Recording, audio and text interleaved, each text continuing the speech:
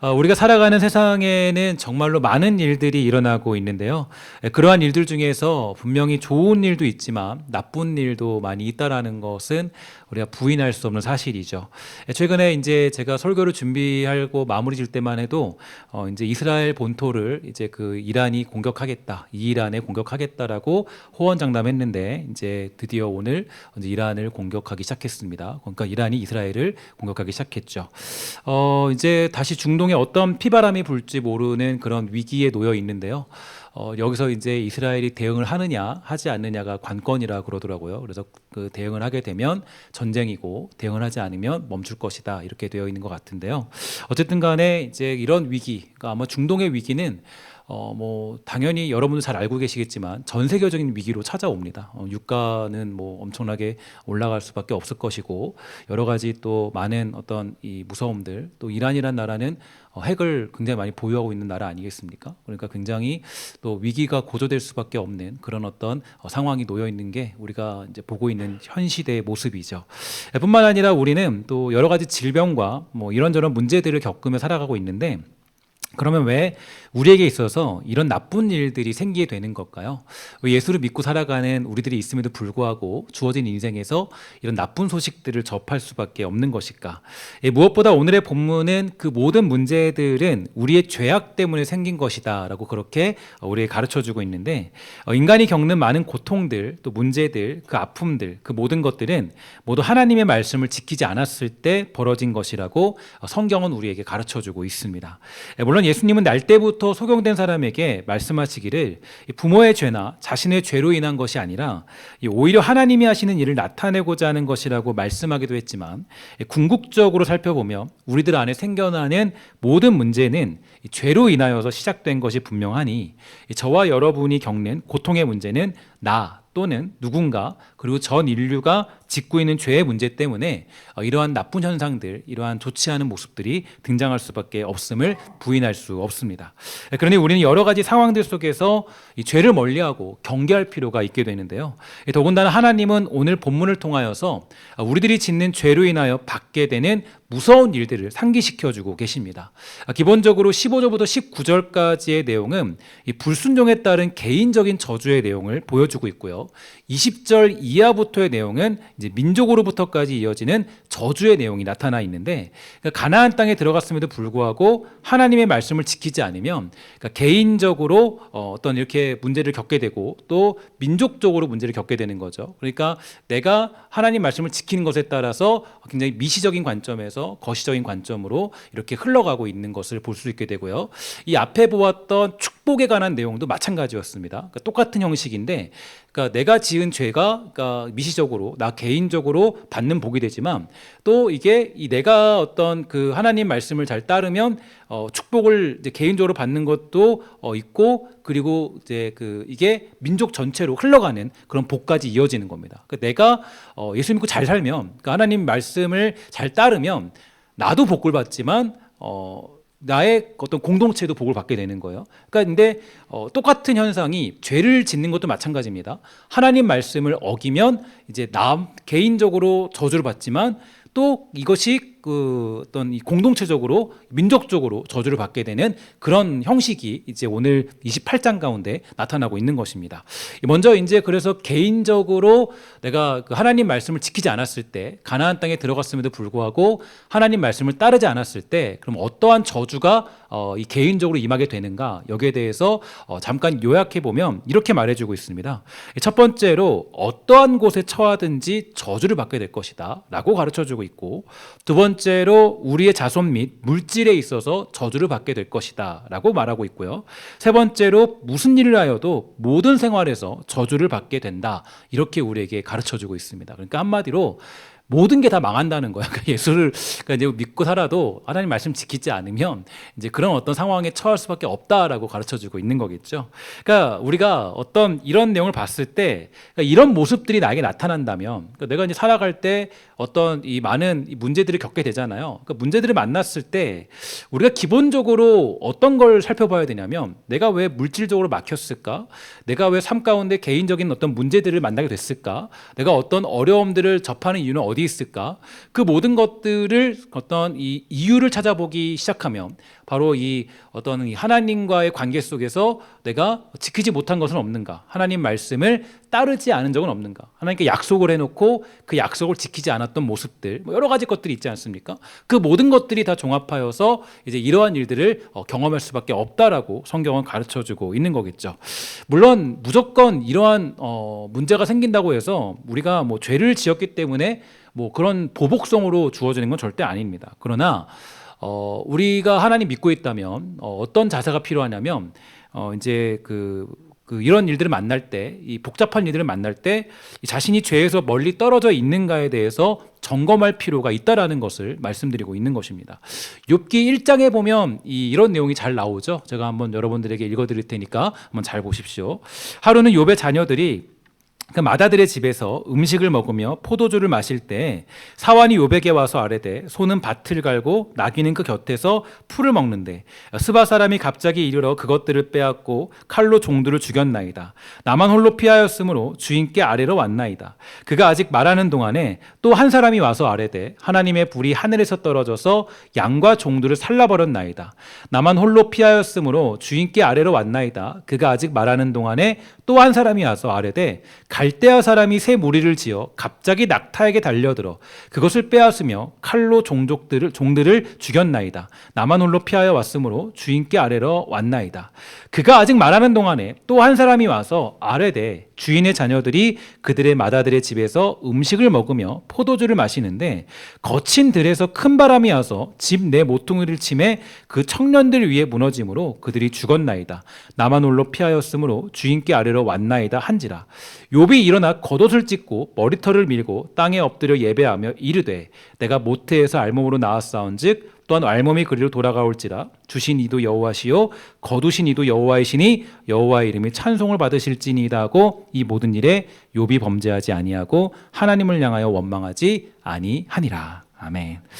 욥에게는 정말 놀랍고도 무서운 일이 생겨버리고 말았습니다. 종들이 죽어버렸고 재산을 잃어버렸고 자녀들이 죽어버린 거죠. 너무나 급작스럽게 순식간에 무서운 일들이 생겨버리고 만 것인데요.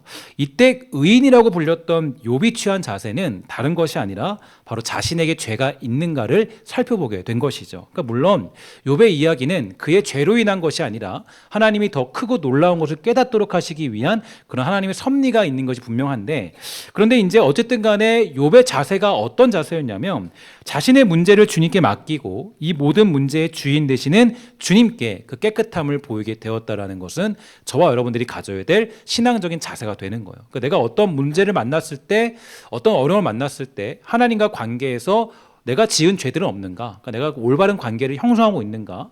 또 주님이 말씀하신 명령들을 잘 지키고 있는가? 때로는 내가 하나님 앞에 서원한 것들을 지키고 있지 않은 건 아닌가? 이런 것들을 좀 돌아보면서 점검하는 모습을 보일 필요가 있다는 것입니다. 저와 여러분들도 마찬가지죠. 특히 개인적인 문제가 생겨났다면 이런 모습들이 필요한 것입니다. 그러니까 물론 하나님께서 뭐 우리가 지은 죄를 갚기 위해서 내리는 저주가 아닐 가능성이 높아요. 그럼에도 불구하고 나에게 있는 문제는 무엇인가 살펴보는 것은 우리가 반드시 해야 될 일들임을 성경은 가르쳐주고 있습니다. 왜냐하면 그게 어떠한 문제 속에서 우리에게 바라시는 하나님의 뜻이 되기 때문이겠죠.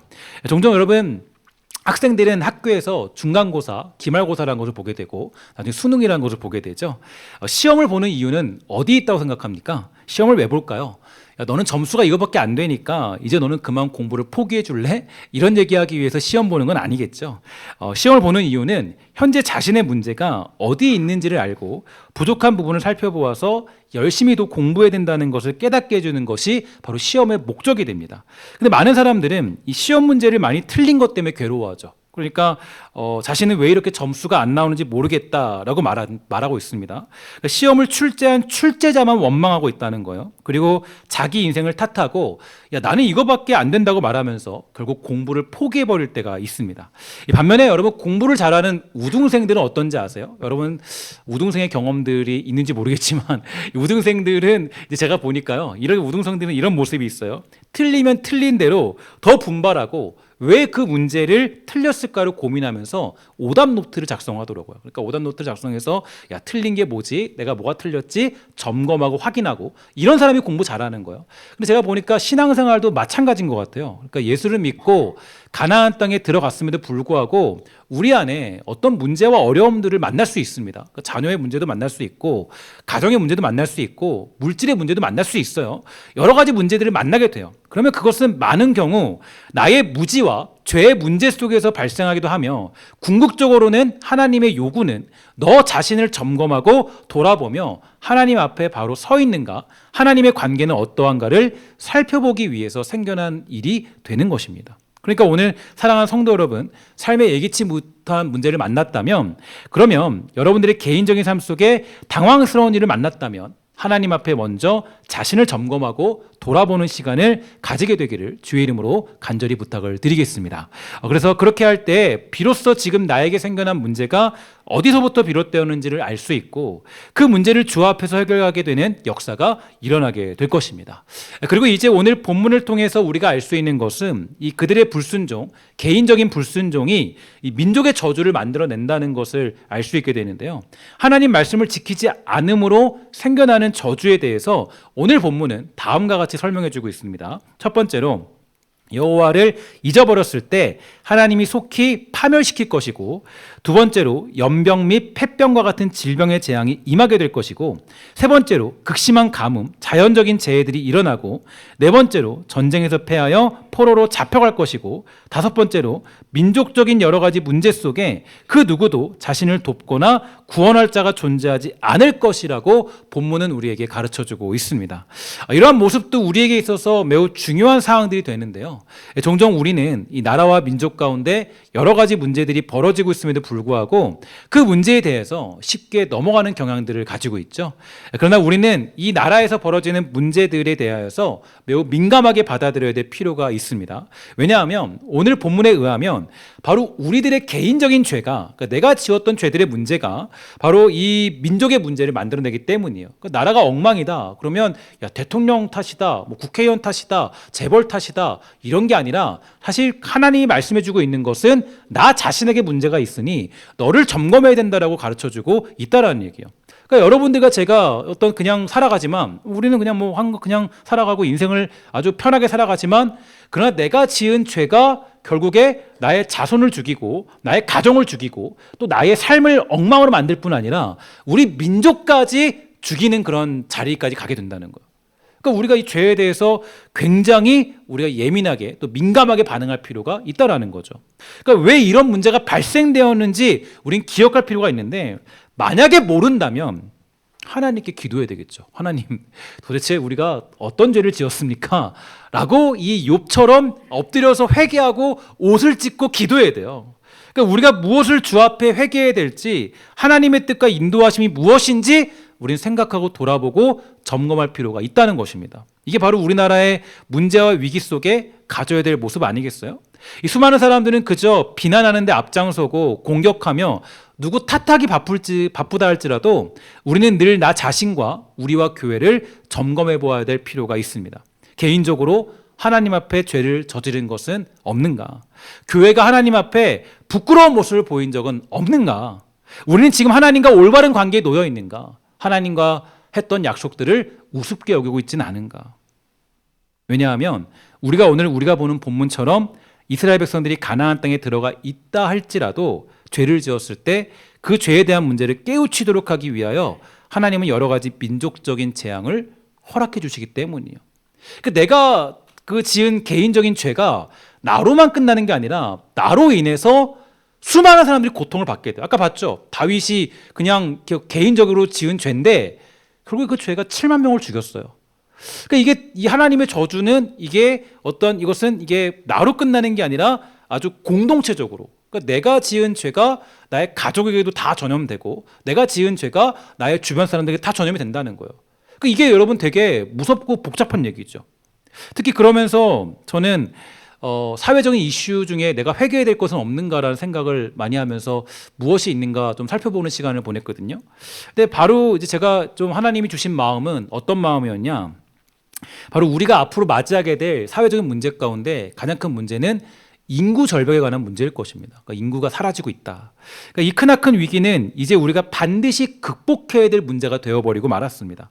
이 대한민국의 인구는 대폭 줄어들 것이고 인구의 감소는 국가의 소멸의 위기까지 불러올 어떤 위험을 가지고 있죠. 그러니까 지금 현재 우리가 5천만 명인데, 근데 이제 인구가 줄어들면은 이제 막 2,500만 명으로 줄어드는 거예요. 좀 줄어들고 지금 전 세계적으로 우리나라 같은 나라가 없다라 그러죠. 그러니까 거의 뭐 0.5, 6 이렇게 낳고 있으니까 이제 이게 멈추면 좋은데 이제 아마 더 심해질 겁니다. 이제 이게 0.56이 아니라 0.3만 돼도 감사한 시대가 올 거예요. 계속 올 거니까. 계속 줄어드니까.